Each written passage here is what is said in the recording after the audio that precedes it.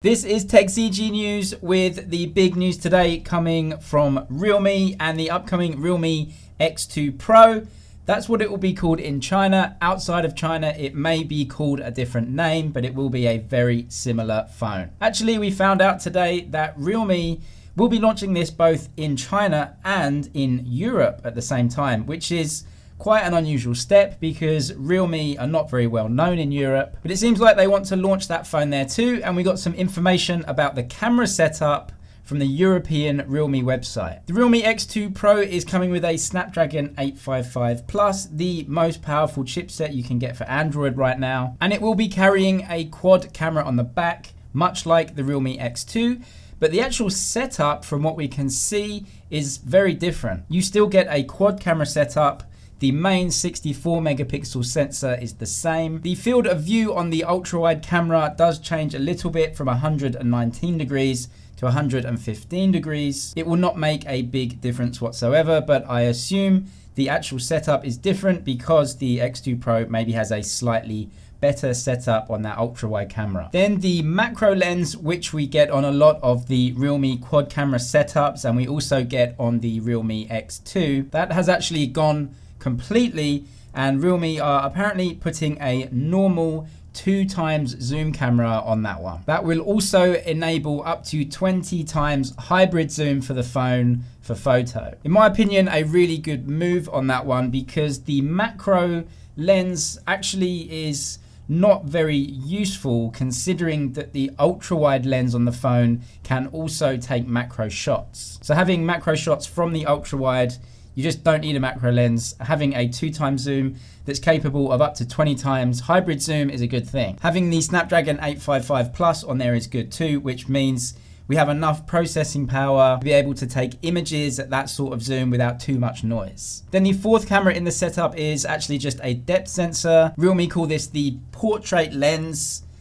It's just a depth sensor that enables you to blur out the backgrounds when taking portrait shots. All in all, that looks like a really good camera setup altogether. You've got that 64 megapixel sensor in there, which will take really crisp shots. And if we're comparing this to the other flagship killer, the Redmi K20 Pro, that has a triple camera setup. This has a quad camera setup. So it looks to be doing well in that department, but obviously we don't know what the images are like out of the phone just yet. The chipset was also confirmed by one of the pictures on the website. And interestingly, the text at the bottom says that it is a first in this price segment. There are absolutely no leaks or rumors about the price just yet, but I'm thinking all of these specs put in a phone, maybe in China it's going to be in the region of about 3,500 RMB. That would be a really, really good price. It might even go up from there. They are not including 5G on this phone. At least that's what an employee from Realme said. 5G doesn't really exist yet, and virtually everyone will not really be interested in 5G right now.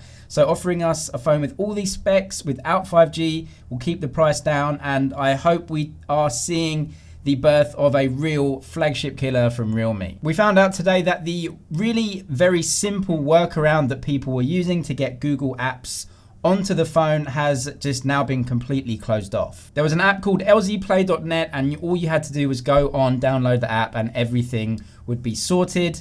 But it looks like Huawei have actually taken away their support for the app, and so that app does not work anymore. There are lots of theories as to why this is. Some people have said that the mere fact that it exists means that Huawei knows that it exists and could be challenged legally for allowing it. Other people say that actually this is not a very secure way of getting Google on your phone, and Huawei have been working on a much more secure and official way to get these things and apps on your phone. Yet more photos have been leaked of the Pixel 4, which is to be coming on the 15th of October. Nothing really new can be gleaned from the pictures. We know absolutely everything about the phone already, thanks to the phone basically being out in a lot of reviewers' hands for at least a month now. The most interesting one today though was the phone up against a iPhone 11 Pro. I think the design holds up on the back actually quite well against the 11 Pro. Today we also got news that Google might just release Pixel Buds 2 at the same event as the Pixel release. A source from 9 to 5 Google said that Pixel Buds 2 may be released soon, and considering Google released most of their hardware at the Made by Google event, it would make sense that they released them alongside the Pixel 4 phones. And lastly, we'll finish on a rumor regarding Xiaomi today, who could possibly be making a phone called the CC9 Pro. Usually there are certain rumors or different ways of knowing when phones are coming, but I've heard absolutely nothing about this. But according to a tipster, Xiaomi will release the CC9 Pro with the Snapdragon 730G chipset. The Xiaomi CC9, or the Xiaomi Mi 9 Lite as it's known outside of China, comes with a Snapdragon 710. Xiaomi at the moment, I think, don't have a Snapdragon 730G phone, so it could be possible. The tipster says it may come on October the 24th, so we can have a look and see if we see anything more of the phone closer to the date. Subscribe for more of the latest tech news, leaks and rumors. That's it for now, but I'll see you in the next one.